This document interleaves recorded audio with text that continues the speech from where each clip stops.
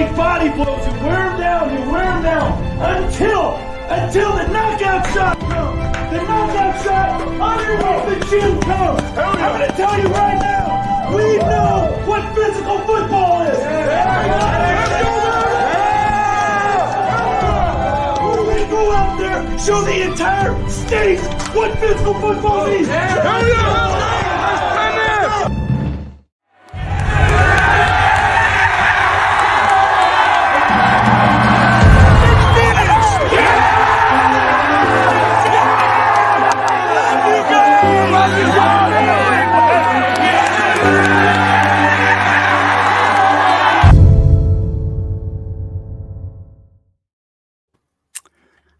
Welcome to another fan forum, our chance to have one-on-one conversations with some of the many great fans that are out there in Husker Nation, and everyone has a story, and that's what we want to tell. And our guest tonight has a wonderful story to tell. But first, we want to go through our normal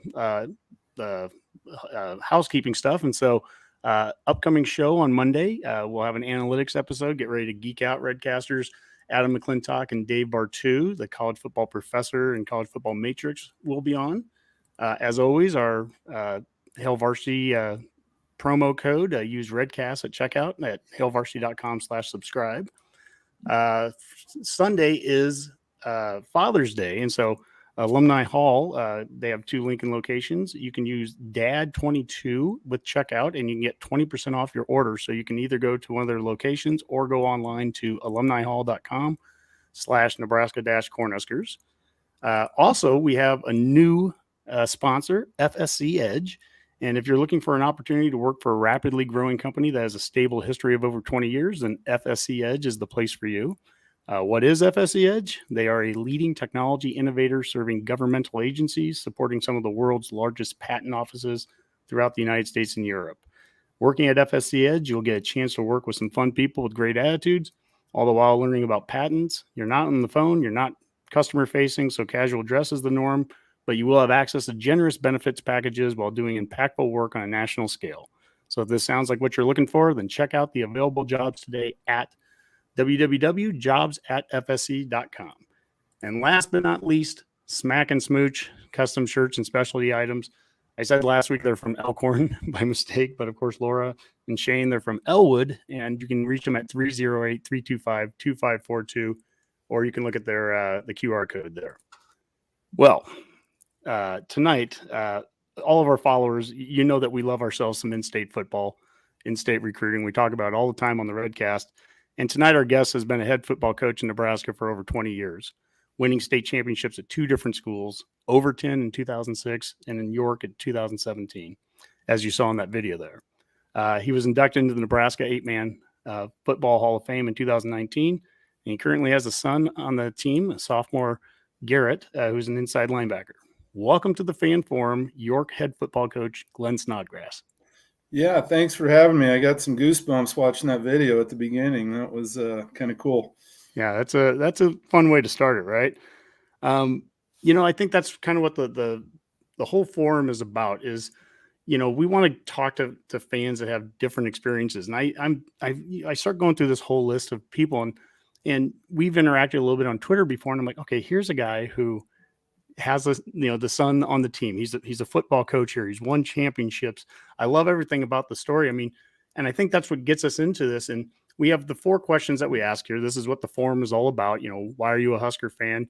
What's your favorite Husker fan memory? Who are your all-time favorite Huskers, and how do you think the Huskers will do next year? And I think we'll just start with number 1 and just kind of go from there. But this kind of gets the ball rolling. Why are you a Husker fan? Well, I was probably born into it. I think I was a Husker fan as long as I can remember. Probably like most people you talk to. My dad was a big Husker fan. He was probably a little bit more of the basketball side, but he loved Husker football, and I always just kind of gravitated more towards the football side. And my first ever memory was watching that 1983 Orange Bowl that we lost against Miami. And from then on, I was hooked, ever since I can remember. I say this a lot, and I think it's true as far as I can remember. I don't know if there's been more than one or two Saturdays in my life where I haven't either been at a game, watched it on TV, or listened to it on the radio. A lot of days out working on the farm when I was young, and that those Husker games were always playing. So I've loved them ever since I can remember, and it's really been a big part of my life. Back in the days, when I was young, you got about 1 or 2 chances a year to watch them on TV, and when you got that opportunity, it was a big deal. Otherwise it was on the radio. We never made it to too many games, actually almost none. But when I finally got a chance to go, it was pretty special. So, we're a Husker family through and through. And, my parents, my brothers, my sister, my wife and kids, obviously. And so we love them all the way around. 1983. That was the first year I pretty much remember from start to finish too. You get, I think maybe that helped shape some of my fandom, was that the first year I was a Husker fan, we're number 1 in the country from start to finish. We're blowing teams out 84 points against Minnesota and 72 against, Iowa State. And then, you win the Heisman, you win the Outland, you win the Lombardi, all those things. We had the number 1 and number 2 picks in the draft that year. It's like, is this what it's like every single season? I mean, it's a good first way to get that introduction into it for sure. You talked about your dad there, and I saw something yesterday you posted, and it was 26 years ago, or it was his birthday yesterday. It would have been, and 26 years since he had passed. And you had a really nice tribute here. And I kind of want to read this because it's Father's Day this Sunday, and it kind of got me.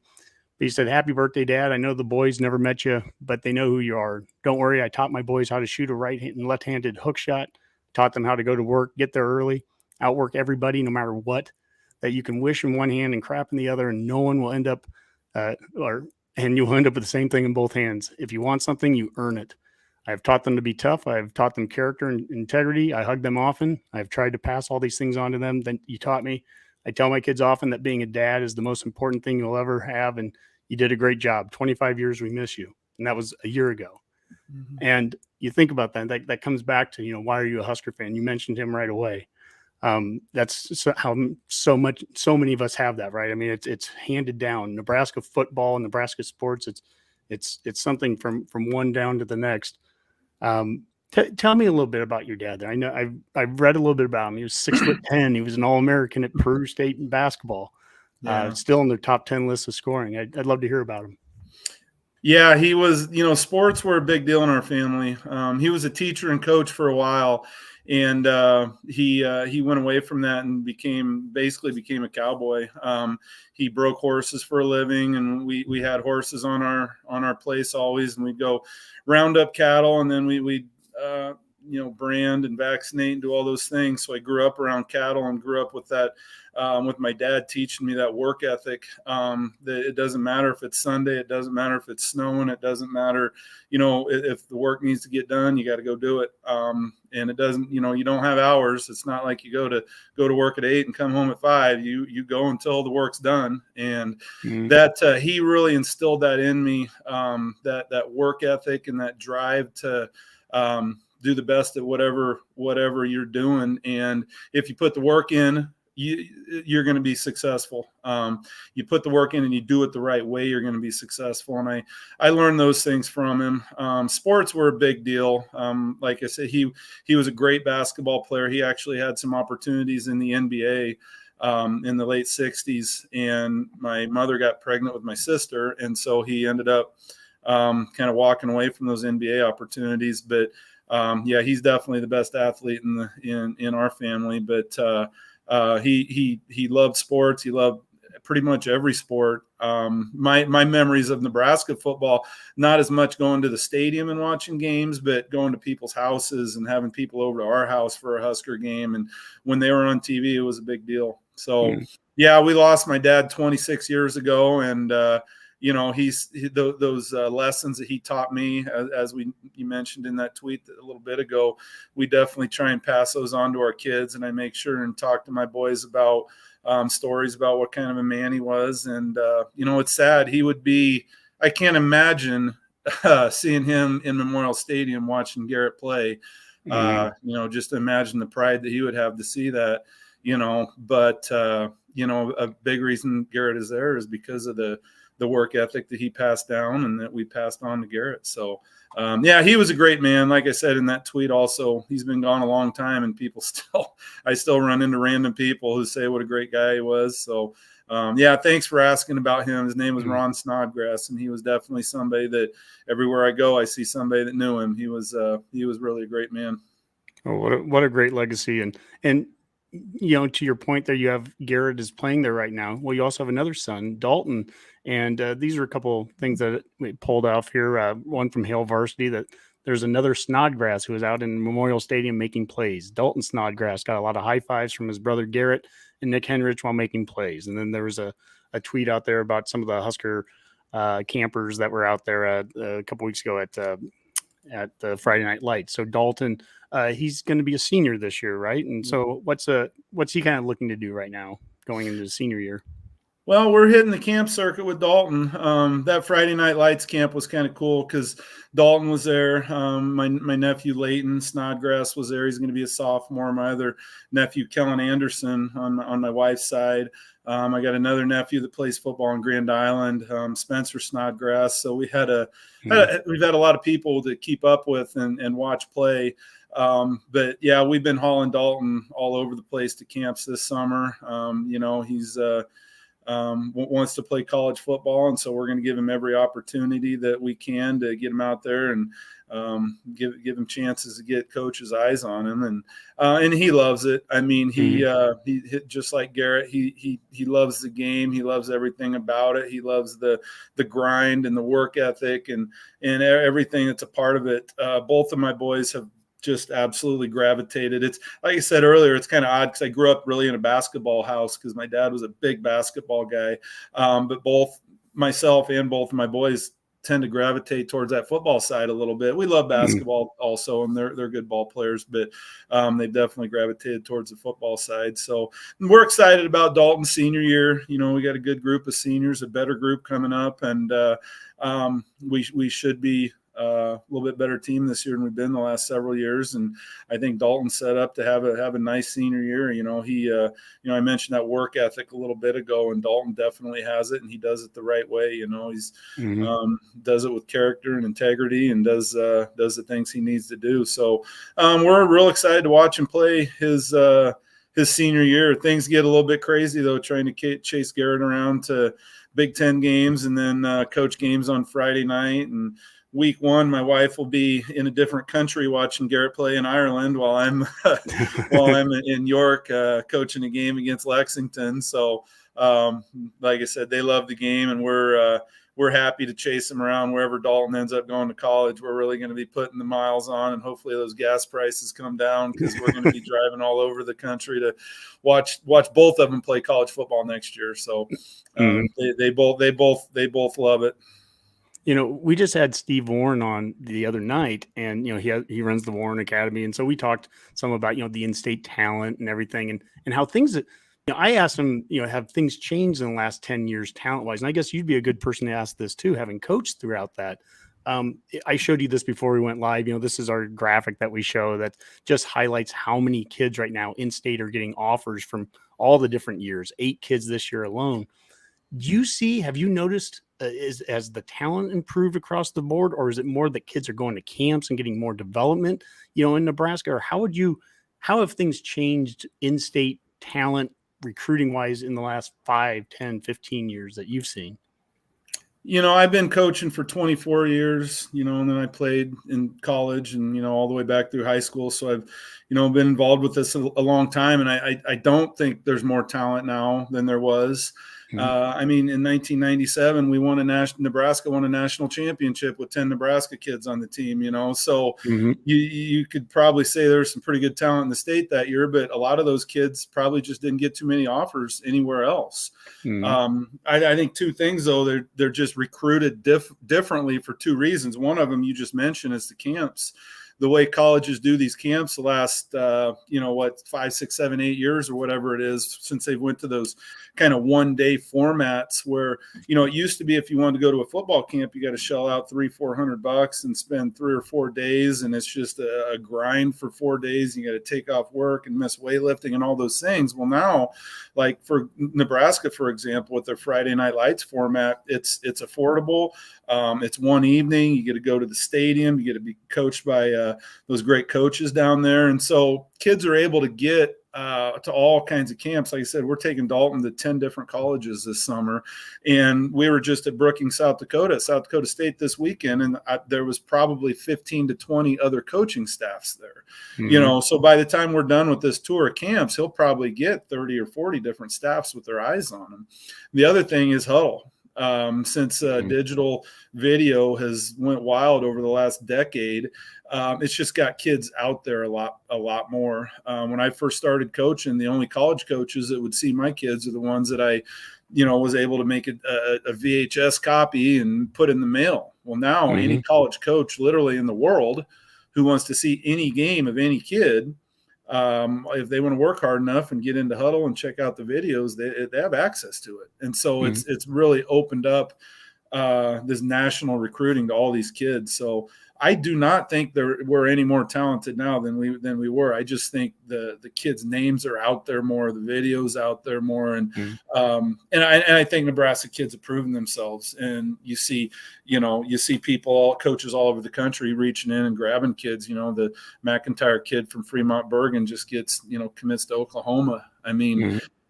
So yeah, I think they're getting their name out there more. And I really, probably the biggest one has been huddle. I mean, that's just been an absolute game changer for recruiting for kids and getting Nebraska kids out there nationally. Mm-hmm. Well, and recruiting such a relationship game too. And now that I think it's a good thing, number one, that other schools are coming into the state too. I don't care if they are, I want us to get our kids and I want Nebraska to keep them, but I want Nebraska kids wanted and pursued by schools all over the country. I have no issue with that. It's kind of music to my ears, actually, what you just said, because it's such a narrative that, the talent has to be better today, because obviously look at all the kids being recruited, but my goodness, I mean, we won a national championship in '97. 9 of the 11 starters on offense were from Nebraska. The only 2 that weren't were linemen, of all things, Husker and Taylor. But, we had a quarterback from River. We had, of course, the 8-man Brainerd fullback, one of the Macavickas, right? Of course, there's Mon Green. And I'm from Columbus. There's Tim Carpenter starting as a tight end. And, that narrative that I love the talent that we have right now. And I think it's great that they're getting identified. And I love the camps and everything. But I also think that we've had talent here for a while. And there's times where we've had different coaching staffs over the years that have skipped over it. I've coached youth football in Lincoln for about 18 years. I'm done now, but while I was doing it, I would go to the coaches clinics and in the spring. So the first one I went to was the last year of Solich. So when Bo Pelini came and was the defensive coordinator, and then the last one I went to was the second year of Frost. And from my perspective, I saw it over the years, kind of what you said, the old VHS tape thing. When I first started going, that was a lot of how those connections were. Coaches were here for so long. Solich was here for so long. They knew all the high school coaches, shook hands, here's a tape, keep an eye on this kid who's a sophomore. He's, he might be good in a year or two, that kind of thing. And when those relationships started to kind of fall off because we were switching coaching staffs every few years, I think, Nebraska, and when I say we stopped recruiting Nebraska as well as we could. And then when that happened, other teams weren't coming in either. And all of a sudden it was like this narrative that, Nebraska doesn't have talent here.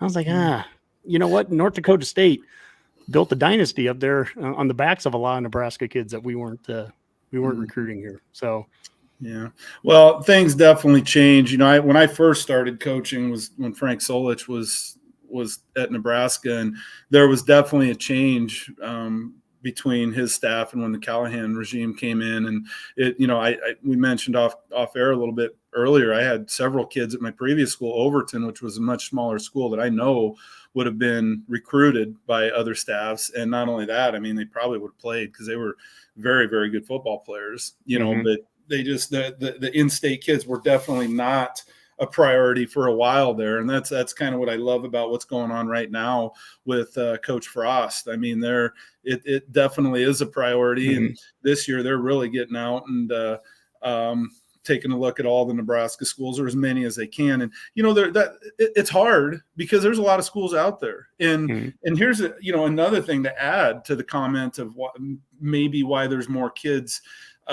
getting out there and getting recruited. 20 years ago, it was the assistant coach's job. There might have been a recruiting coordinator, but it was the assistant coach's job to get all that film gathered up and watch it and do the evaluation. Well, now every major college has got an army of recruiting specialists on staff. So just the amount of kids that they can look at and evaluate, and the sheer amount of stuff they can do with recruiting is far, far more than it used to be back when, the coaches had to, get ready for spring ball and get ready for the season. And on top of that, they had to do the majority of the recruiting work. So with those recruiting staffs, I think that's been a major game changer also, to allow more kids to get evaluated. Yeah. You go back and you watch or look at some of the recruiting areas that assistant coaches had back in like the 90s. And it was bizarre because it'd be like, Ron Brown has Missouri and also the Panhandle, and like it was so segmented down to Northeast Nebraska, but that was the requirements. Those assistants, man, they had to take care of it, and it was national, it was local stuff, but it was more the most important thing was the philosophy that Osborne always had of you recruit inside first, and then you work your way out. And if there's two players and all things are equal between two players, and one of them is from Nebraska and one of them's from California or whatever, but they're equal, I'd take that Nebraska kid.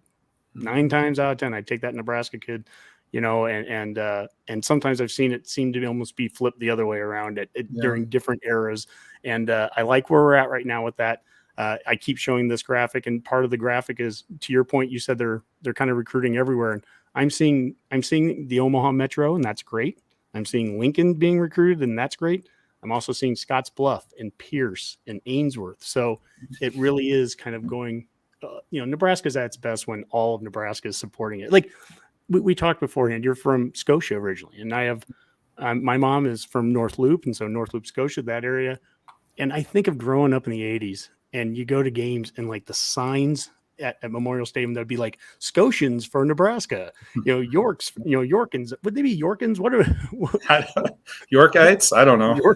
Yorkites for Nebraska, right? So every town had their people, and I mean, Main Street in small towns were pretty much damn near closed every single Saturday because I mean everyone is either watching the game or they're down in Lincoln, and Nebraska, I try to tell this to the young Redcasters that maybe haven't experienced this, but when Nebraska's churning and when the whole state's really behind it, it's so much fun. I love it.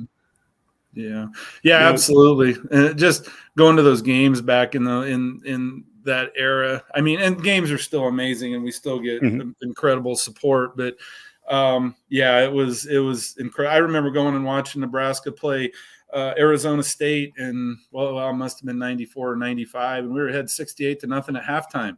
And I'm telling people about this. You remember, you don't remember this, but there was a time where not that long ago where we were ahead 68-0 at halftime against a legit Pac-12 team. And so Clinton Childs scored in like 10 seconds on that play. It was the first play of the game. They did an option left, and he went 80 yards. Yeah. Yeah. No, and when things were shut down with COVID a couple of years ago, I mean, that all this stuff you're saying just kept running through my mind, thinking about not only the players, but thinking about the whole state. Like I've seen this state crazy for Nebraska, and whether we're good or whether we're bad.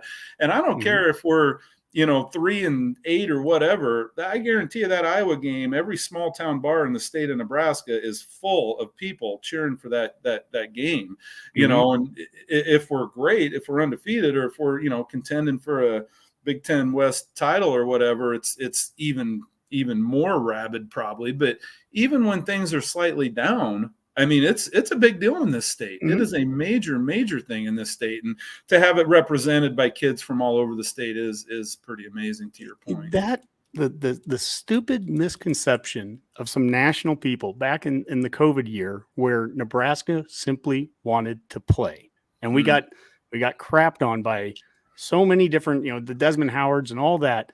Yeah. And in fact, well, we had the parents group, Nebraska parents group, and I'm guessing you were probably involved with that. And it was simply, it wasn't us saying, hey, we need to play because we're going to win a national title this year. It's, we want to play football. Nebraska wants to. We think that this is the best way to bring some normalcy back, and we love our football here. That's it. End of story. I not even have to explain it any more than that. The national narrative on that whole thing was so backwards. I mean, it was. I was never more proud of Coach Frost for standing up for the kids and standing up for the state of Nebraska, because he's a Nebraskan. He knows how important it is, and he was just standing up, like you said, wanting to play, and how it got spun nationally and within the not only nationally but within the Big Ten was just absolutely a travesty. I mean, we got a lot of negative publicity, which should have been the opposite. I mean, these guys wanted to play football more than anybody else did in the entire country. And like I said, I think that was Coach Frost's one of his shining moments, when he was willing to step up and get out there before anyone and fight to get those kids out there playing. And like I said, not just fighting for his team and his players, but for the whole state, because he knew how important that was. I mean, what are these farmers going to listen to in their tractor on Saturday afternoon, or their combine on Saturday afternoon? It's just, it's not the same in this state when Nebraska is not playing football in the fall. So, that narrative just got twisted. So just because of a couple big time national voices, and it was just ridiculous. But I'm glad that's behind us now. Yeah, the 3-11 vote of Nebraska, Iowa, and Ohio State. I'll always go down with saying that it's so proud that we were on that end, really the low end of it. But I'm so proud we were one of those three, and really those three schools led by Nebraska. That's the reason that we ended up playing, and I'm glad in that whether the season went the way we wanted to or not, that's a moot point. We wanted to see football. We talked about small town football. You're from Scotia. You're coaching at York. You coached at Overton.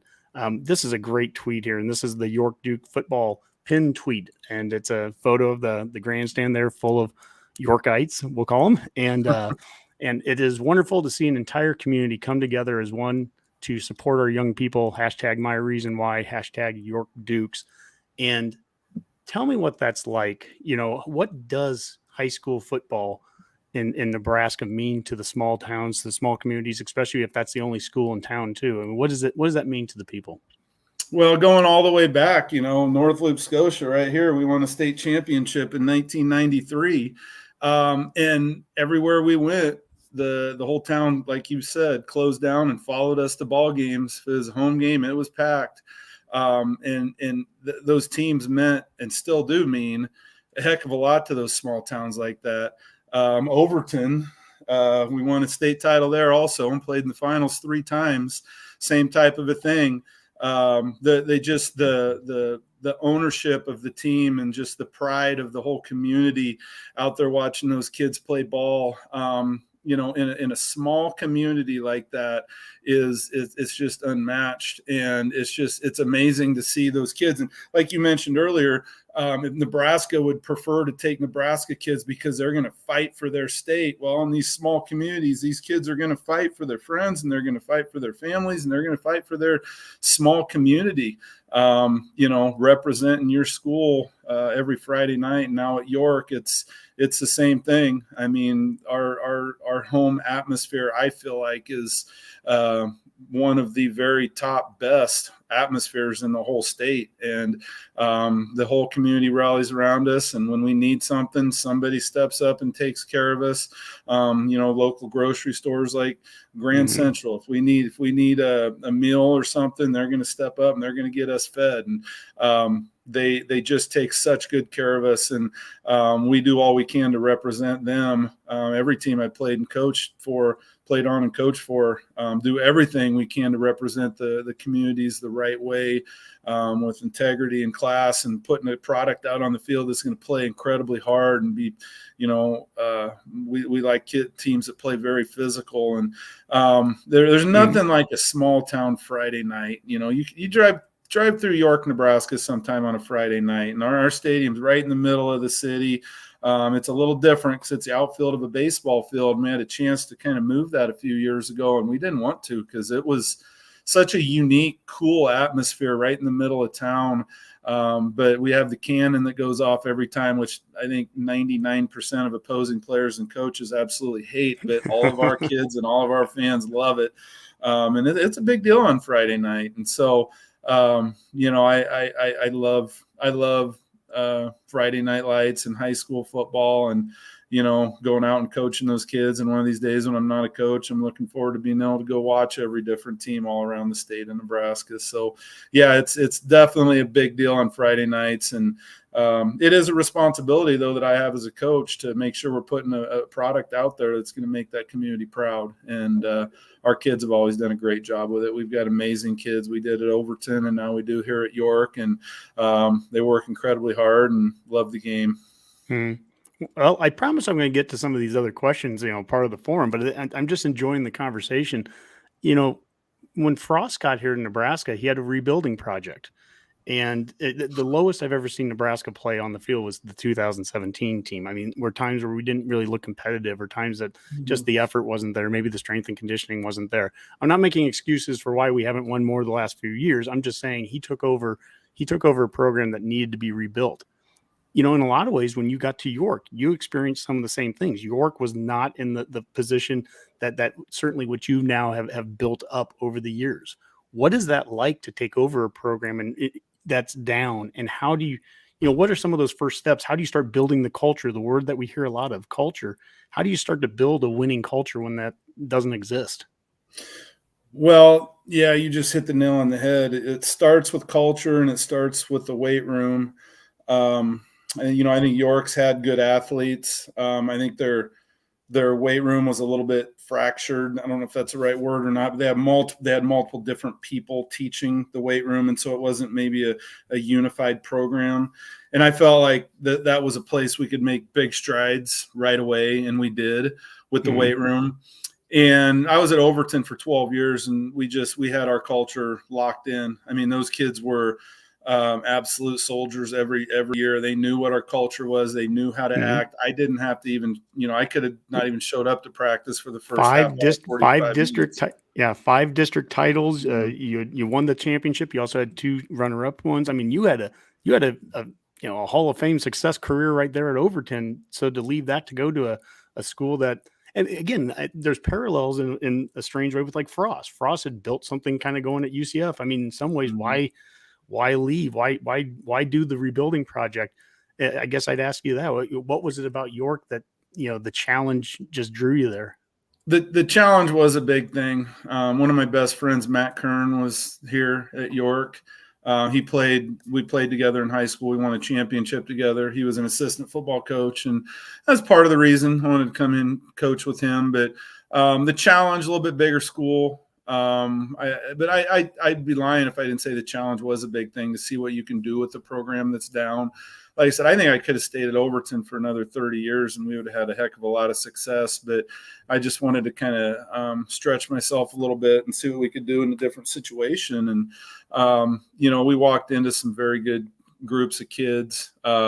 We took that culture. I tried to take that culture we had at Overton and just transplant it to York, and it doesn't stick. I don't care where you go. It's not going to stick right away. But it's something you got to stick with, and you got to continue to hammer that culture. And the kids bought in, and we have a thing hanging in our locker room, in our weight room, and at our game field locker room. It's called our cultural blueprint, and it's all the things that we stand for. It's all of our pillars, and it's all the things we're going to do to support those pillars, and then the outcomes we're going to get because of the work that we did from those pillars. And so that blueprint is something that we can, if we start to stray, if the if things start to crack a little bit, we can kind of go back to that blueprint and say, hey, these are the things: great person, great student, great athlete. Those are the first three most important pillars for us. We're going to have great kids, we're going to have great students, and thirdly, and least important of the three, we're going to have great athletes. We're going to have an incredibly hard blue collar work ethic. We're going to play football very physical. We're going to, we have all these pillars that we're always going to fall back on. And those things are more important than any offense or defense that you put out there on the field. If you're doing things the right way and you're playing with that culture, because the culture is what kind of smooths out the rough edges. Those years where maybe you don't have as much talent as other years, that's when you can really lean on that culture. And if your culture is really locked in, the years where you do have great talent, you can go sky high. But you hope in the years you don't have talent, it's not going to drop off the face of the earth. So that was a big thing, and you mentioned it, but culture was a big thing at York. And I'd be lying if I didn't say we ran into some great athletes. My second year, Lyndon Califf was our quarterback, and he broke the all-time Class B state record for passing yards in a season. And Ty Danielson and Evan Neville, and we had some incredible athletes there. We had a 9-year run. We were rated in the top 10. We've kind of dropped off a little bit the last couple of years, but we had a 9-year run there where we were rated in the top 10 every year. And so it's a credit to those kids who bought into our culture and the assistant coaches that we had that have really worked hard. Well, the very beginning of that video we showed at the beginning, you've said physical now 3 or 4 or 5 times, and I think that's a very important word, and that's what Nebraska was for so long too. It just drove me crazy at the end of the 2016 season, a year where Nebraska won 9 games, but I was at the Ohio State game when we lost 62-3. I remember us getting blown out by Iowa, and Banker at that time talking about how the other team, the Hawkeyes, their practices must be bloodbaths. And I'm like, well, what are ours? Yeah. I mean, physical football, Coach Osborne called the game, it's a Spartan game. At the end of the day, that's never going to go away. You still have to hit the guy, across from you. Still have sometimes the camps drive me a little crazy because, everything's done in sweats. And sometimes, you got to put pads on, you got to take a green jersey off a QB. And sometimes you just got to hit guys. And those teams, I mean, really, that's what Big Ten football is. That's what Wisconsin does. And it's what Iowa does and Minnesota. And I think you can have both. You can have great athletes and play the recruiting game and NIL and transfer portal. And you can still also be a physical football team. And physical football is never going to go out of style. Yeah, I remember being on the sideline when Garrett was being recruited and watching some of those teams come in, and I want to be careful here because I don't want to dog on any previous players or coaches, honestly, but it was pretty rough when I'd see the Iowa team run by our team, and I'm thinking, whoa, this is we're not quite ready for this, and Wisconsin and some of those, those tried and true Big Ten teams who were built for rugged Big Ten football. And I do think the strength and conditioning was potentially lacking a little bit, but it's great now to be down there. We're down there on the sideline with Dalton, my younger son, as a recruit this year a little bit, and to watch those other teams come in, it's not a big difference anymore. It's not a difference at all anymore. I mean, our players fit the bill right now, and they look the part. And it's obvious when we play those games because I realized we didn't win them all last year, but we could have. I mean, we were right there with them every game. Yeah. Oh, so close. And defensively, I feel for the whole team last year when you're losing close games like that. But really, the defense I especially felt for because it's like. Yeah. They played so against Michigan State. My goodness, they held them to like 13 total yards in the second half. And I mean, they couldn't get a first down with Walker. And that dude, was a Heisman candidate running back. And Nebraska the black shirts were just shutting them down. We've had JoJo on the show before, and we had JoJo's dad on the show, who's an NFL agent, and talked with them a little bit about that. And it's just like, my goodness, that to play so well. And I guess that's a learning moment. That's a teaching moment for these kids too, is that sometimes you can do things as well as you possibly can, and you still might lose the game. I mean, and they never fractured as a team. The locker room never broke apart. If it would have, they would have been getting blown out by the end of the year when they're playing Ohio State and Wisconsin. But that never happened. I mean, there's things to be proud of in a strange way off of a 3-9 season. The frustration level that we have as fans, but imagine what that level is for the players, the ones that are going through the work and the ones that are out there on the field. I mean, just that frustration level must be incredible. And the fact that they still never missed a beat and they never dropped off and they kept, we should have beat Iowa in the last game of the year. And I've seen previous years, like you mentioned that Iowa game in 2017 where we gave up 46 points in the second half. That none of that stuff. When I hear people comparing Coach Frost's record with previous coaches, you can throw that all out the window because I don't care. I've never seen a Coach Frost, maybe the Michigan game right in the first year, but that doesn't count. You don't see Coach Frost teams giving up 46 points in the second half. I mean, I realize the win-loss record may not be great, but we're right there. I mean, we are right there, and it's encouraging, but it is frustrating. It was rough going to every one of those games. And it's not about the strength and conditioning anymore. It's not about the effort even. A lot of it's just about mistakes, really, and times where, I think of, we played Northwestern a couple of years ago, and the offensive line, every single offensive lineman had a penalty on them in the first half, and it's like you just can't get out of your own way. And hopefully that's the stuff that gets cleaned up here. They've made some staff changes and on the offensive side there, and hopefully just some cleaner play.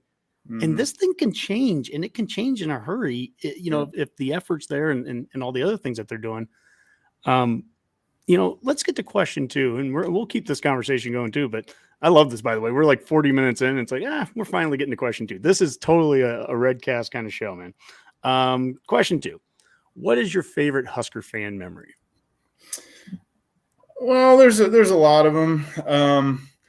It's probably not my favorite, but that 83 Orange Bowl was one of my first, and just how excited I was when we scored. And I remember being just very, very young. And then all of a sudden the devastation when we didn't get the 2-point conversion. But, we were a huge, like I mentioned earlier, huge Husker family, but yet we didn't go to a ton of games.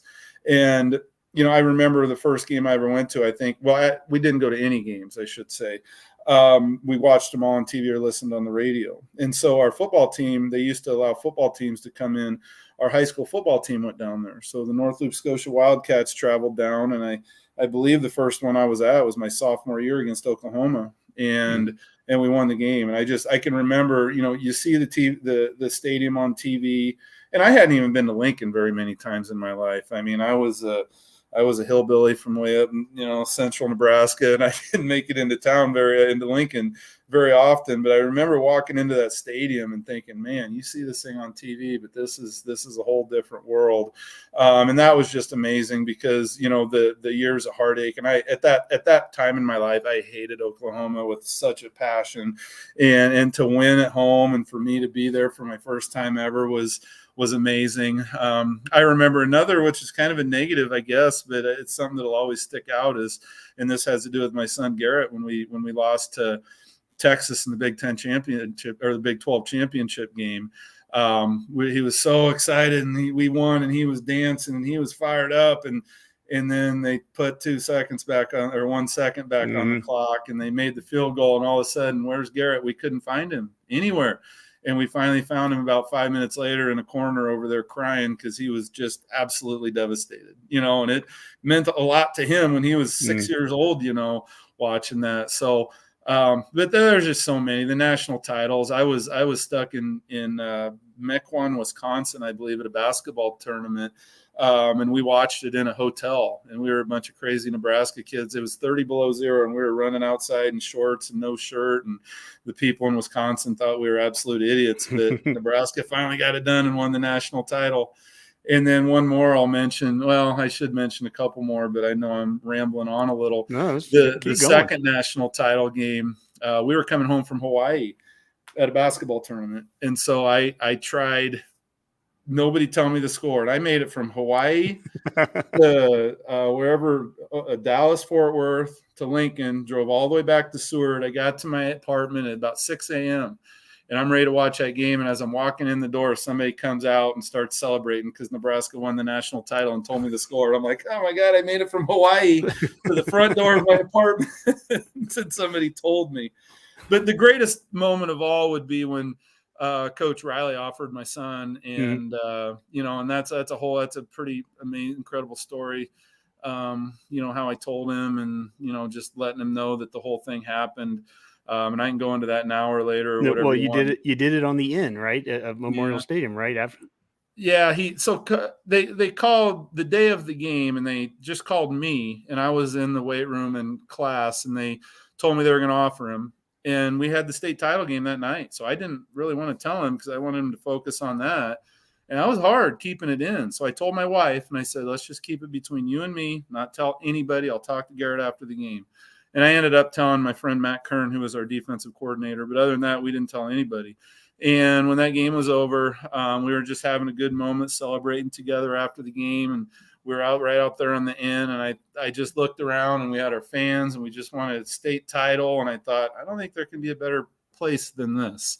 And so I told him right on the Inn, right at midfield, and, I don't think it could possibly get any better than that. We won a state title. He played incredible. He had 225 yards or whatever. And then he found out that he got offered a full scholarship by Nebraska. I don't think there's any way any Husker memory could ever top that one. But, there's so many of them, but that one was really pretty incredible. I feel very fortunate as a dad to be able to experience something like that. Oh, sure. Well, Redcast Rob, he's watching right now, and he said, what's it like as a lifelong Husker fan having a child play for the Huskers, and how does that affect the way you root for the team every week? It's amazing, to be honest with you. Just to feel a little part of it, to chase the team around, we'll play it like last year. We played Crete at home, and we beat them in overtime after a lightning delay, and we took off at midnight to drive to Champaign, Illinois, and we drove all night long and got down there. And we were there. Chase the team around is so much fun, and to be in the team hotel and just to feel something that's been this big of a deal to me my whole life. I mean, I know everybody's a Husker fan, but this has been a big deal for me my whole life. I mean, I live and die Husker football since I can remember. And to see your son on the field, playing, it just, I mean, I don't know if I'm still pinching myself a little bit when I see it, and then watch Dalton out there at Friday Night Lights, getting coached by Coach Rude and talking to Coach Frost and things like that. Just to be a small part of it's pretty incredible. So yeah, it's awesome. I coached for a number of years with Dan Penzick, and his son Cole was on our team. And so Dan was a black shirt back in the 70s. And then I got to see that in his eye when Cole gets the offer and Cole starts to play and gets to be out there on the field. And it was the same way, kind of being able to watch through his dad, how just the pride and everything. You mentioned Champaign, Illinois. We went there the last 2 times. We went there last year, and that was just a miserable game across the board. I mean, it was like 112 degrees outside, and just and Champaign's a horrible town. We've said that a number of times on the show. But even the year before that, the 2019 game, our seats were right behind the parent section. So of all things, we were sitting right behind Wandell Robinson's dad, who that was the breakout game for Wandell, and it was so cool to watch the parent, react to something that they were doing. I think, one of the things I'd like to do with this, the forum here, is to talk to different fans and get their perspectives on something. And I think you have a unique perspective. You're a Husker parent. What is that like on Twitter? What is that like at a game? And sometimes when things aren't going great, and you hear somebody yell something, and half the time or more than half the time, it's not even something right. But someone's still going to yell because hey, we're Husker fans. We're just mad, and this kid stinks, and this kid needs to go, and all those things. What's that like, being in the parents' shoes and hearing that, and knowing the parents of the kid maybe that person's talking about? Yeah, and I hate to say this because I really enjoy all the different outlets that report on Nebraska football, because I think they're super important. But I try hard to stay off the chat sites, and I'm not. That's just me. That's my perspective as a parent.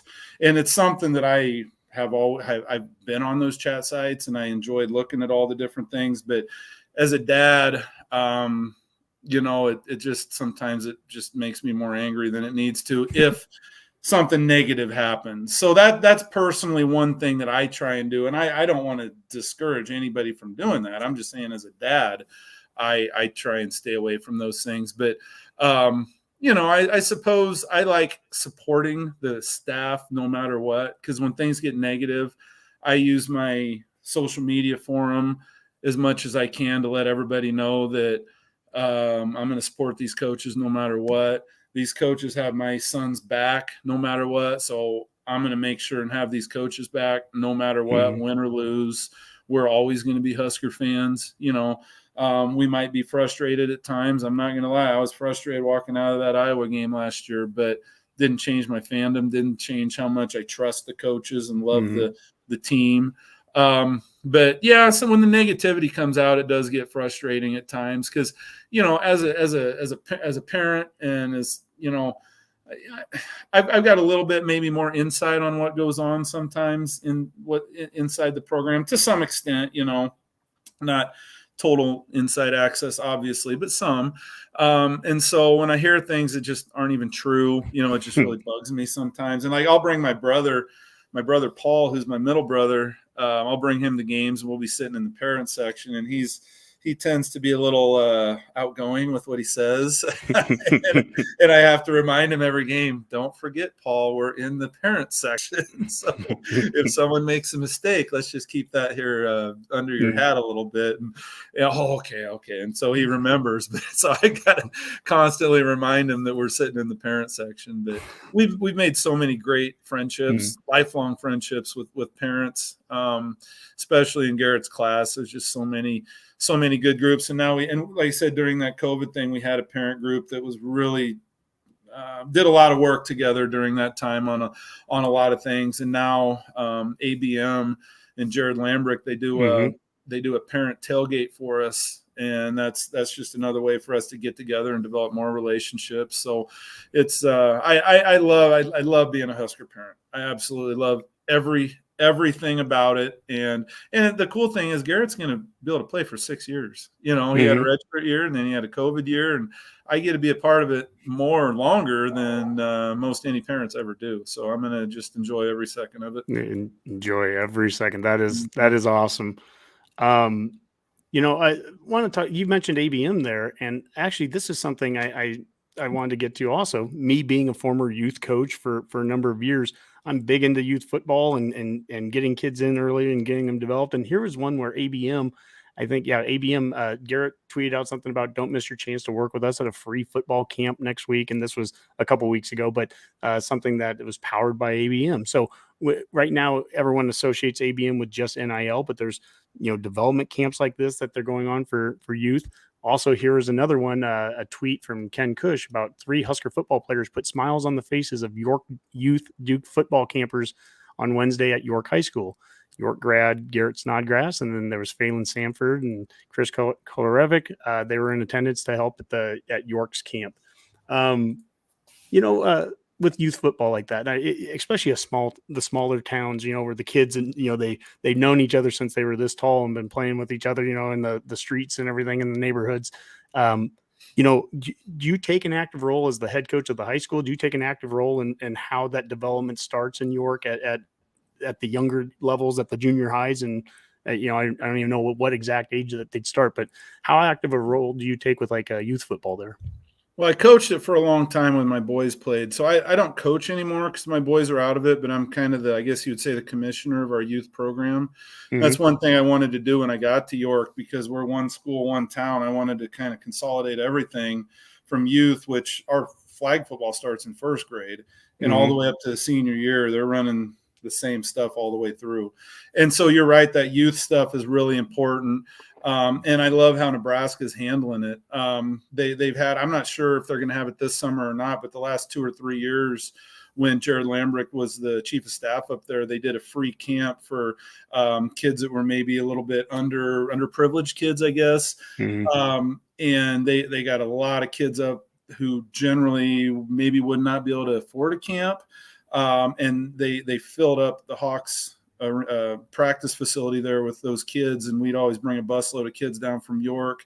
And now ABM, they just did a free camp the other day, and now they're also going to do a Special Olympics camp here. And I'm not sure when the date is on that one, but I know that one's coming up, a Special Olympics camp that ABM is doing. And so for them to just doing a camp is a great thing, but they're doing it for free, and they're encouraging these kids to come down and get an opportunity to be coached by these guys that, they're heroes that, they may never ever get a chance to talk to. And that's a big deal for those kids. And especially the one they had, in Lincoln, the last several years, where I know there was a lot of kids from York who would not have been able to afford these camps, but they were free. And they were getting the word out, trying to get every kid in the state that they possibly could that normally wouldn't be able to afford those camps to get there. And it was a heck of a lot of fun to be a small part of that.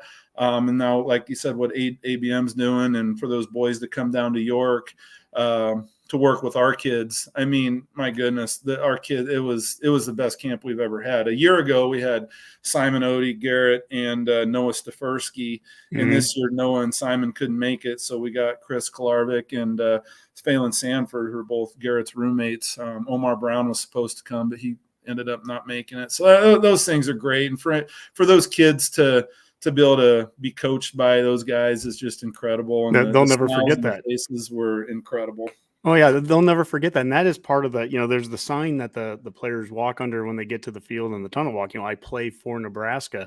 And it truly is. I mean, it's not just, you're not playing for just the name on the jersey. You are playing for the entire state. I mean, what you said about York is a microcosm of Nebraska. The University of Nebraska is one state, one program. You want to get everyone in on it. You talked earlier about culture building. I remember reading things on Devaney when he got here in 62, and he would take, Nebraska had been losing for 20 years, and he would take these different trips all the way up to Shadron and down to McCook and up to, the Northeast section, up to Wausau or wherever. And just, you would just try to build people to support the program. We're going to be better off when all of Nebraska is behind us. I think I asked the question too about the negativity sometimes with fans, because, and I'm talking to fans here about, we all have energy that we can dedicate towards the program, and you can choose to be negative with it. You can choose to be positive with it. The group of guys I hang out with, we've chosen to start up a podcast. We've chosen to create a social media presence that, sometimes we get called Kool-Aid. Rob is a Kool-Aid guy, but I think we're more positive than anything. I mean, we get frustrated when we lose. There are times we haven't done a show that week because there wasn't much to talk about, or if it was going to be real negative, then I don't want to go up there and, why would I want to put myself out there and just, spout out a bunch of stuff either. Right. I mean, at the end of the day, all we want to see is this program get back to, it doesn't have to be national champions every year, but just, we want it to get back to being that winning program. And we want to really see the state get back to being unified behind this program the way that I remember it growing up too. I mean, that's the best. I can tell a lot about the state of how the state is behind our university by the shirts that the students wear at school. I mean, I remember back in the days where we were great. I mean, you would see Nebraska t-shirts everywhere. Well, then when things kind of went south with Coach Callahan, you started seeing a lot of Texas shirts, and I'm thinking, how could you live in Nebraska and wear a Texas shirt to school? And then you started seeing some Oregon shirts and things like that. And I know when Coach Frost came back, he absolutely kind of got that turned around quite a bit. And another cool thing they're doing is a lot of these junior days they're inviting a lot of kids in. And there's a lot of kids that are probably never going to get, legit scholarships or even walk-ons, but yet they still bring a lot of those kids in just to be able to experience it. And just to say that, they can tell their grandkids, hey, I got recruited by Nebraska. And that does nothing but build the fandom all over the state with all these kids that are able to come in and be a part of these junior days with Nebraska. Wow. Well, let's go to question 3 here. Who are your all-time favorite Huskers? Yeah, I did a lot of thinking about that one. I don't know. I keep migrating towards a lot of those great defensive linemen. I remember Broderick Thomas is one of the early guys I remember. Well, Turner Gill actually was one of the very first guys that I really kind of remember and like. But a lot of those defensive guys like Broderick Thomas and Mike Kroll and, a little bit later with Grant Wistrom and the Peter brothers. I mean, those guys were they were just some incredible defensive lines for so long. Terry Keneally in that national championship year. Those guys were all guys that I just absolutely loved watching. Grant Wistrom was incredible, and I loved watching those Peter boys play. But, even though I'm a big Bears fan, so it was hard for me to follow Ahman Green playing with the Packers for all those years. But Ahman Green being an all-time great NFL guy who's right here, from Omaha, Nebraska, was somebody that I absolutely loved watching. And so there's just so many of them. And the other one is the pipeline, that whole offensive line in those national title years, were just and just so much fun to watch. But the number one, my favorite of all time is my son, Garrett, number 41. So he'll definitely be my all-time favorite for forever, So there's just a lot of them, and I could probably rattle off 100 names if I had to. But I think those some of those defensive linemen, those guys like Grant Wistrom and Jason, the Peter brothers, and Terry Keneally sticks out. Broderick Thomas, Mike Kroll. I really enjoyed watching those guys play and get after the quarterback. And Tom Osborne. I mean, he's always been.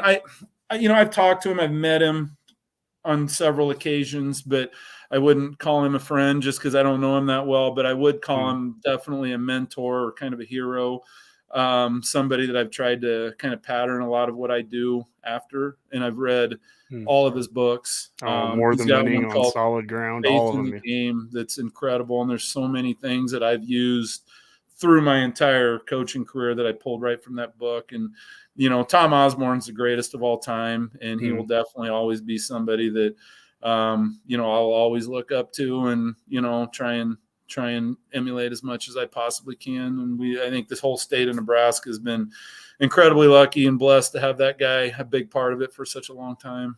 Yeah, it's shameless self-promotion, but forumers out there, if you haven't, go back. It was middle of May. We did a show with Osborne, so we have that out there on our YouTube channel. Go back, watch it. It is just awesome to get to talk with Coach and everything you said there. I mean, he led the right way.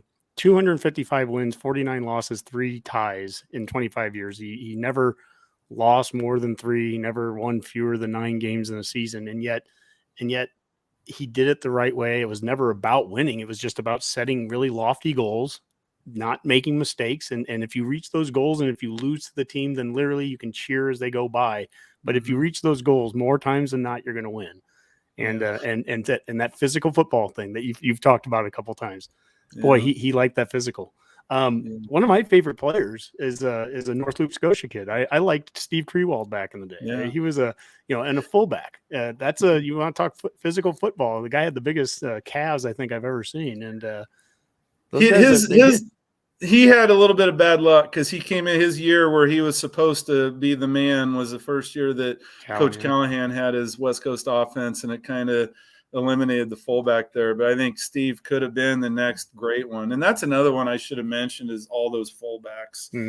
Corey Schlesinger and Tom Rathman. And, man, I mean, those guys, Makovica brothers. And, I mean, those were guys that I really loved too. And I was always just kind of really frustrated that Steve never really got his chance to finally be the guy out there when his turn came around. But those fullbacks were always fun to watch. That Oklahoma game in 2004, the first year of Callahan, I think we were down 31-0. We had done nothing the whole game. I mean, we were basically Oklahoma was taking care of us, and we got the ball back with like a minute left, and for the first time all season, they just ran a fullback dive. They hadn't done it at all, and Krewald goes for like 50 yards, and they end up kicking a last-second field goal so that we lost 31-3, I think it was. Yeah. And I'm sitting there going, maybe that would still work. I don't know. Yeah. And I used to get crapped on by my friends when I would sit there and say, gosh, I wish we'd get a fullback out there. Oh, Honke, you're just, you're living in the past. No, I still think fullbacks have an appropriate spot on the on the lineup. I think that physicality is always going to be there. But for sure. Well, let's go to Well, actually, you know what? I want to show you something here before I go to the last question. A week ago, we had Michael Severe on, and he wanted to make sure that I showed you something because I guess you have a bet with him, and he wanted to make sure that you knew that he had a bet. So here, let me show you this. You know, Rob, that's actually something I'm interested in. When I do the fan forum in a week with Glen Snodgrass, I want to talk with him because he's a football coach, he's a Husker fan, he's also you tell him he owes me lunch, and he knows the bet. We had a bet on a player, and you tell him he owes me lunch. We had a bet over DM. Over a player. You telling me he owes me lunch? I will absolutely do that. I can cross it off the list. Now I can definitely say I did it. Now whether you remember that bet or not, but I know we went back and forth a little bit about Brian Urlacher for a while. I had a little bit higher. I thought he was a little bit better than he did, but God, I don't remember the lunch. If I feel terrible though, if I did, I hate to welch on a bet. I almost grabbed my phone and went back in my DMs because I feel terrible now if I miss something. But I'm guessing he's probably right because that guy knows about as much about sports as anybody out there. So I'm gonna definitely go through my DMs and check that one out. No, I apologize because I'm not 100% sure what that is. Well, now he can't accuse me of not saying it. At least I brought it up. Yeah. All right, let's go question 4 here. How do you think the Huskers will do next year? So this is the one where we can.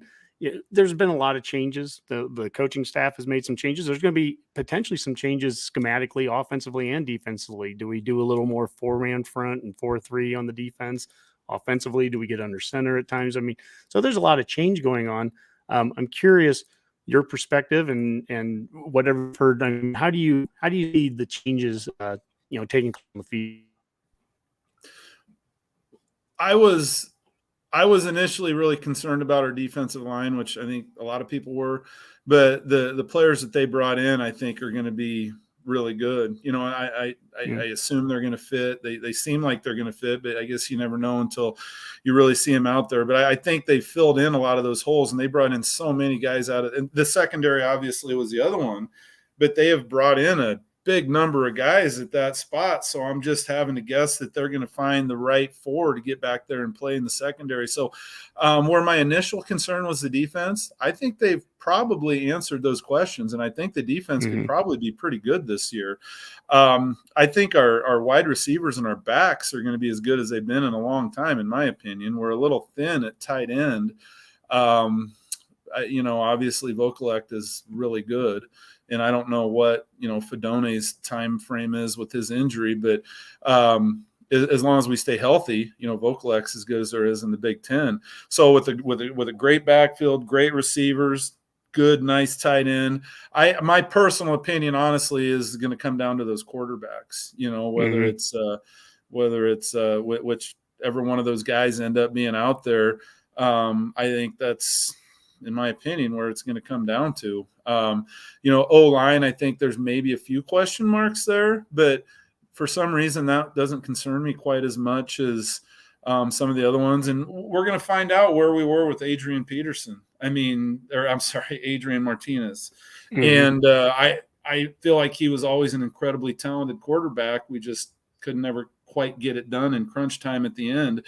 If the guys that are coming in are going to be as talented and can do the things that Adrian could do, I don't know. So to me, that's the biggest question mark right now, is to see A, which guys out there on the field, and B, if they're going to really be able to be out there and be the same type of an athlete and dynamic player that Adrian was. And hopefully they can be what Adrian wasn't at the end of the game, and be able to finish those things. Because sometimes talent's one thing, but a little bit of moxie at the end of the game to be able to kind of finish those things out is almost as important. I think our special teams hopefully are going to be better. I was at several practices this spring and watching those guys punt. I mean, I've never seen that many balls hit the roof of the Hawks that were getting punted. I think the guys that they brought in are really good. So I'm hoping the special teams issues are going to be cleaned up. So I think we're going to be better. Obviously, I think we're going to win more than 3 games. I think a lot's going to come down to how we do in that Northwestern game, because we've got,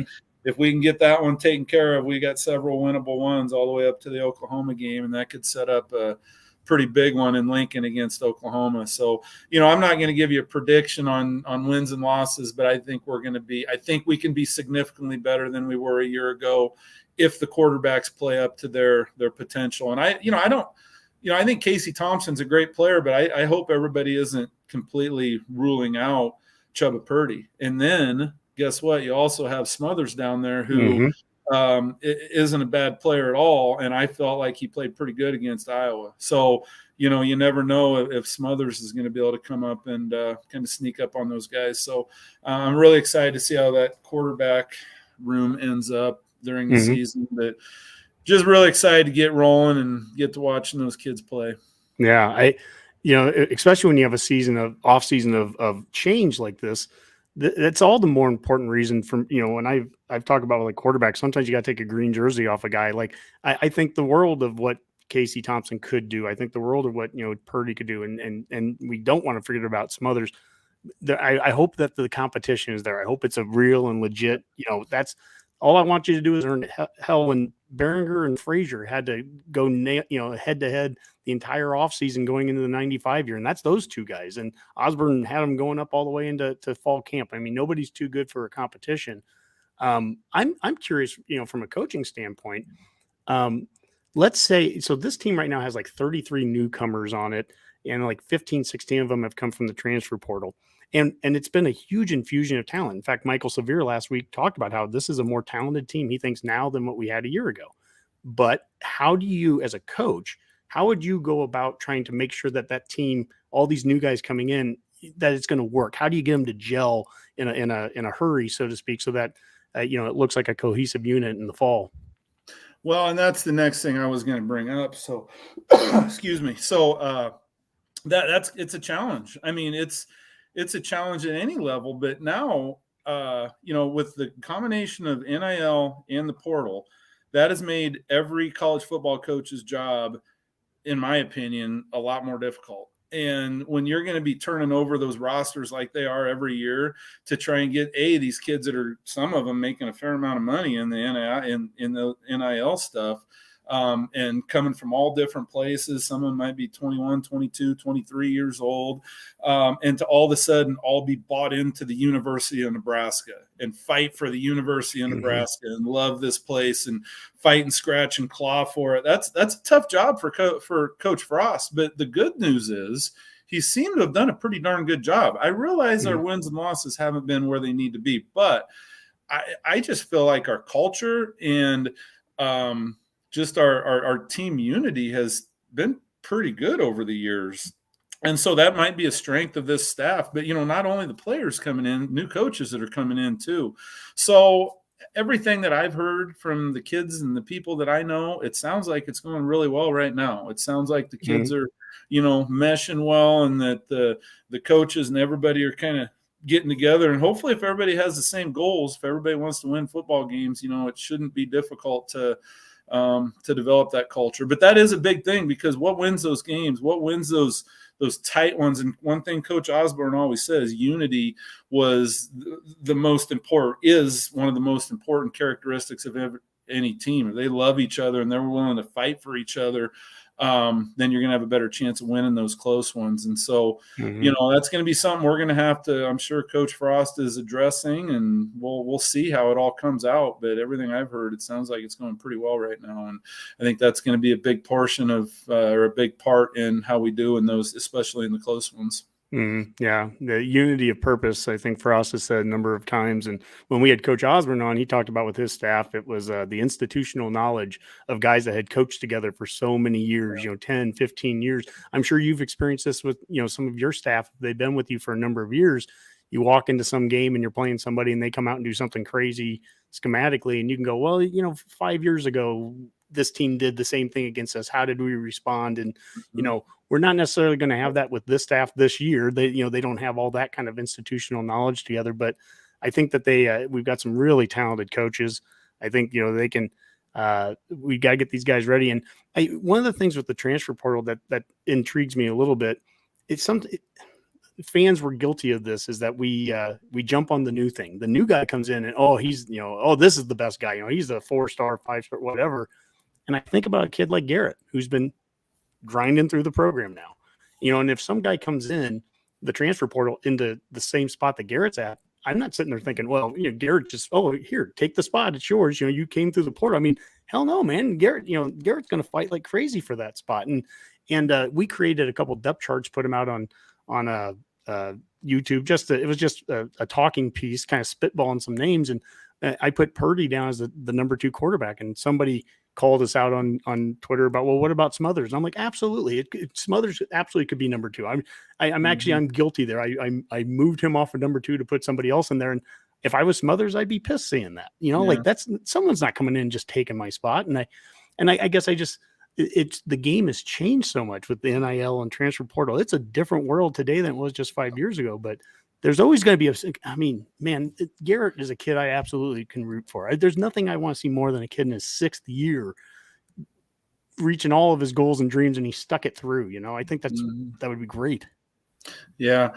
And the portal is definitely, it's created more internal competition, and it's made it tougher for those tweeners to, stick it out and stick it out and stick it out and finally get your chance. You got to fight off, you got to fight off the new recruits that come in every year. B, if you also have to fight off the, and I'm saying fighting them off, within a team concept, but to stay on that depth chart, you got to stay in front, and you got to battle those new guys that are coming in. And so I think right now Garrett's in a pretty good spot. He broke a bone in his foot in the Wisconsin game, actually, and had to have surgery, but he's finally going to be didn't play in the spring, unfortunately, but he's going to finally be fully cleared tomorrow, actually, which I'm kind of excited to see how things go. Tomorrow will be his first day fully cleared. But yeah, it's a battle every day, I think, at that level even if you're a starter, you gotta fight and battle and scratch to maintain that spot, because there's no chumps behind you. You got some legit athletes that are sneaking up on you on your heels if you're not coming to play every day. So, but the portal definitely, you got to stay on your toes, and you got to keep working every day, because if not, they're going to bring another guy in. So we'll see where Garrett ends up this year. I know he's always been a real smart player and a tough player, and he's managed to kind of stick in that top 2 or top 2 on the depth chart. So, but we'll see how things go for him. I know he'll play his tail off. That's one thing I do know, because he's about as tough a kid as I know, and about as smart a football player as I know. So it'll be exciting to see how things pan out. Do you does he talk at all if you get in the scheme? I've heard there's some 3-man front. They'd want to do some 4-man front. How that moves him around if he was a 4-3 linebacker versus a 3-4. Is there a spot you think he fits in best, or he's adaptable, or what would you say? Basically they got 3 linebacker spots. I think he can play. He won't play the nickel position, but I think he can play either one of the other 2. And that's kind of what makes him a little bit more valuable, is he's kind of got both of those positions down, because I love talking to him about their defense, because he can, he teaches me a lot about what they do, and it just shocks me how complex and difficult it really is. And like I said, I think that's kind of what makes him valuable, because he can play multiple positions at that linebacker spot. And, I was just listening to Coach Rude at the spring game, I guess. I was actually eavesdropping, but he was talking to some recruits about how those older kids with Nick and Luke and Garrett, how Coach Rude can be out of the room, and those guys could basically run practice if they had to, and they're now they went from being undergrads to kind of running master level practices with those guys, because, Reimer and Henrich and Garrett are just so smart that they can do so many more things now than they could 2 and 3 years ago. So I think we've got some good kids at that linebacker spot, kids that can run, that are tough, but most importantly, they're Nebraska kids, and they're very, very intelligent kids that allows Coach Rude to do a lot of kind of cool things with them. That's going to be fun to watch. I think there's a lot of talent out there, but I love some of the newcomers that are coming in, but man, in-state kids and kids that have been in the program for 3, 4, 5 years, those are going to be your leaders. Garrett Nelson, Reimer, Henrich, you can go down the list. There's, for all the shiny newness of some of the new players, There's a lot of guys that have played a lot of snaps here too, and that have bled a lot and been here for a number of years. But as a fan, I really want to see them. I want to see success for them. Those guys, they've stuck it out. I'm sure they could have, looked at the portal too if they wanted to. I mean, it's open to everybody. There's thousands of kids that could jump in it, but those kids that stick it out. And we've talked to so many former players now, Damon Benning and some guys that everyone talks about. Even back in the great days, players, there was always a moment where everyone said they wanted to quit at some time. It's hard. And if you make it too easy for people to quit, sometimes I think they lose something there. You stick it out. One more year, whatever that is, you get. That's where real growth comes from, and growth is hard.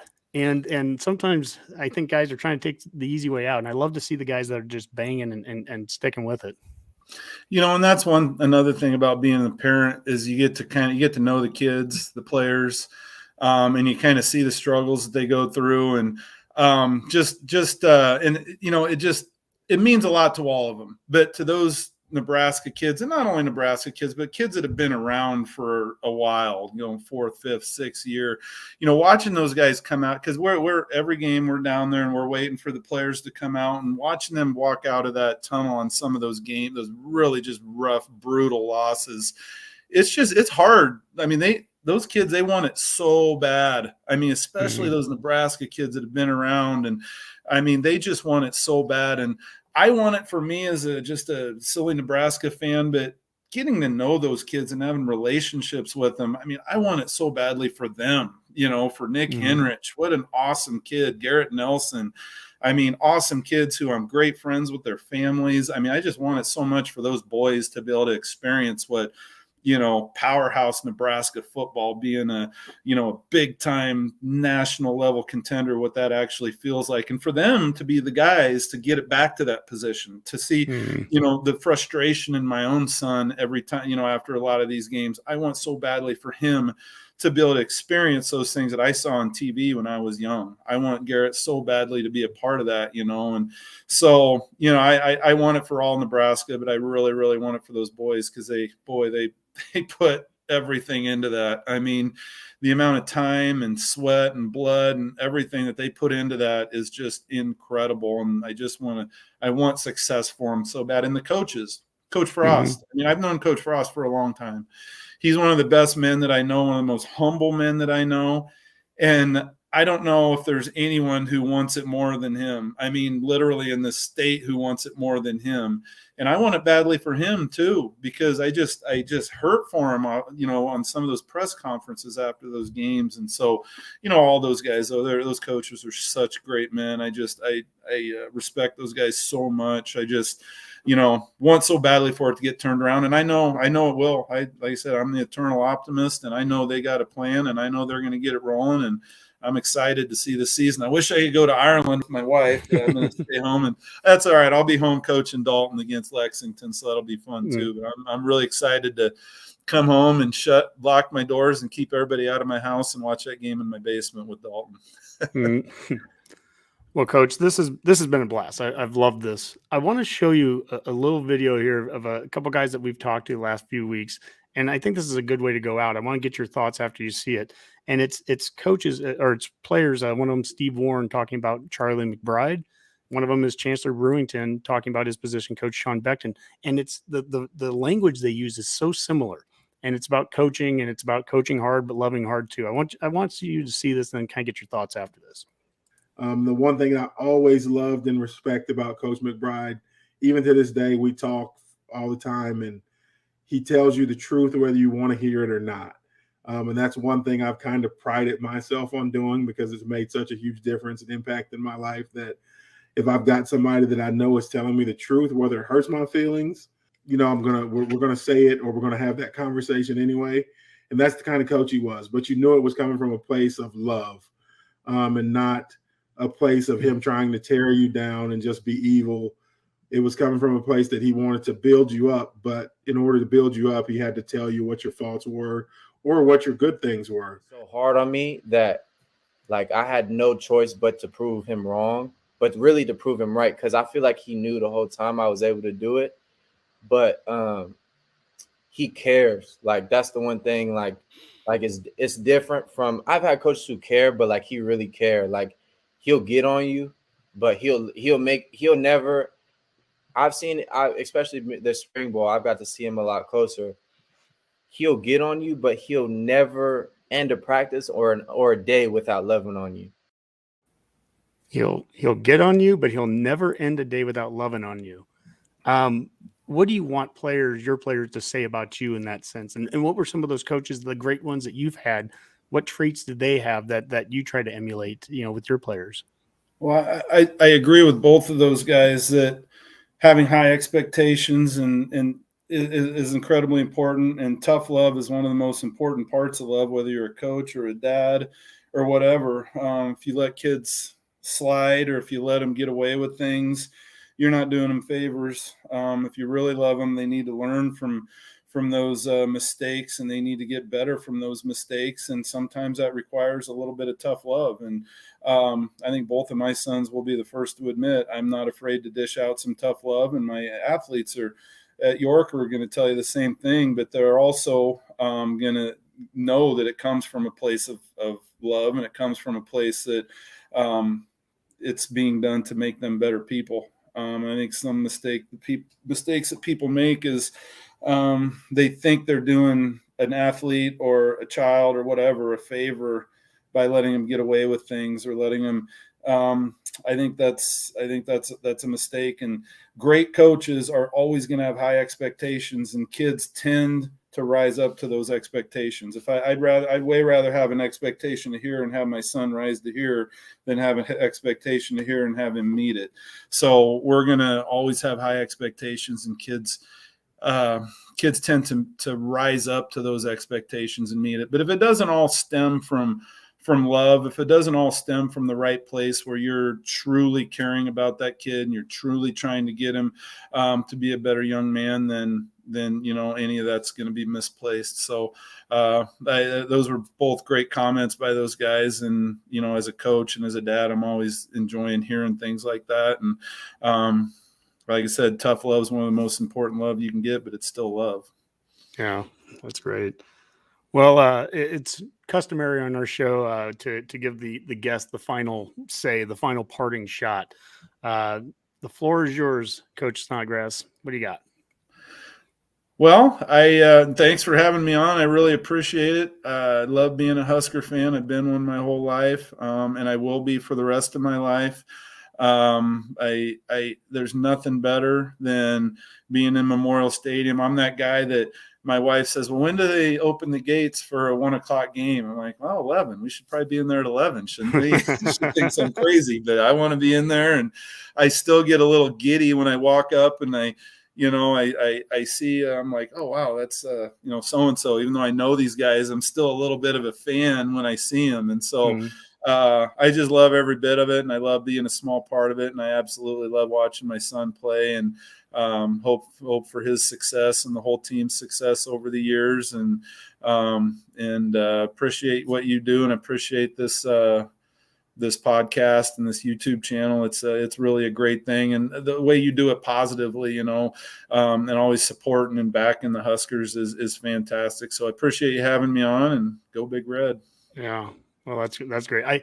I wear sunglasses a lot of time to games, whether there is sun or not, because I can't make it through a tunnel walk without tearing up. I'm an emotional dude that way. And Husker football does something to me that not a lot of other things can, I guess. But no, this is a lot of fun. We wish nothing but the best to Garrett this season here, and Dalton as he's going through his senior year and with his recruitment, and to the York Dukes. Hey, you got a new fan here too. I mean, I might make it out to York for a game this year. I'd love to go out there and watch a Friday Night Lights game and watch you guys. So yeah, come on down. It's a great place to watch a game on Friday night. I've had people tell me. I've had people that are. Mike Sauter said it's one of the 3 best opening ceremonies and best atmospheres in the state, and he's been to a few ball games. So it's a good place to come watch a game. I'll have to do that. I went to Scotus, and we were Class B back in the day, and we actually played at York in the mid '90s. I think Aaron Gollanday, might have been like a freshman, a punter. I think he was like a freshman punter my senior year. Yeah. But but yeah, it'd be fun to go back there and watch a game there. So, well, anyways, thank you so much, Coach Snodgrass. This has been a lot of fun. And just remember out there, Redcasters, you too could be the next one to join us on the forum.